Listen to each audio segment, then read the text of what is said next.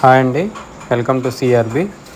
ఈరోజు నేను మీకు చూపించేది వచ్చేసి అగ్రికల్చర్ ల్యాండ్ అండి. ఇది లొకేషన్ వచ్చేసి వైరాకి తల్లాడికి మధ్యలో వస్తుందండి. కొత్తగూడెం రోడ్డుకి దగ్గరలో ఉంటుంది. సో ఇది డిస్టెన్స్ వచ్చేసి మన ఖమ్మం నుంచి 31 కిలోమీటర్స్ ఉంటుందండి.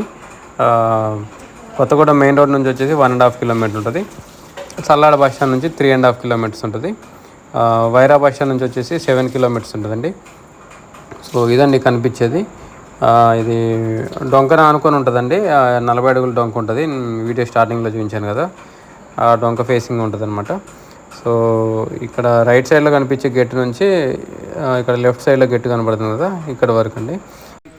రైట్ సైడ్లో గేట్ అన్నా కదా, అది కూడా వెనకాల ల్యాండ్కి వెళ్ళే రోడ్డు అండి. అది 7 అడుగులు 8 అడుగుల రోడ్డు అనమాట. సో దానికి ఆనుకొని ఉంటుంది ఇది. ఈ ల్యాండ్ షేప్ ఎలా ఉంటుందో నేను గూగుల్ మ్యాప్లో స్క్రీన్ షాట్ తీసి పెట్టాయండి, స్క్రీన్ మీద మీరు చూడొచ్చు. సో ఇది టోటల్ వచ్చేసి 6 ఎకరాలు ఉందండి. 6 ఎకరాలు మెట్ట ల్యాండ్, ఒకటే బిట్ అండి ఇదంతా, సింగిల్ బిట్. సో 6 ఎకరాలు పక్కన ఇంకొక ఎకరం కూడా ఉంది, అది కావాలన్నా ఇస్తారు.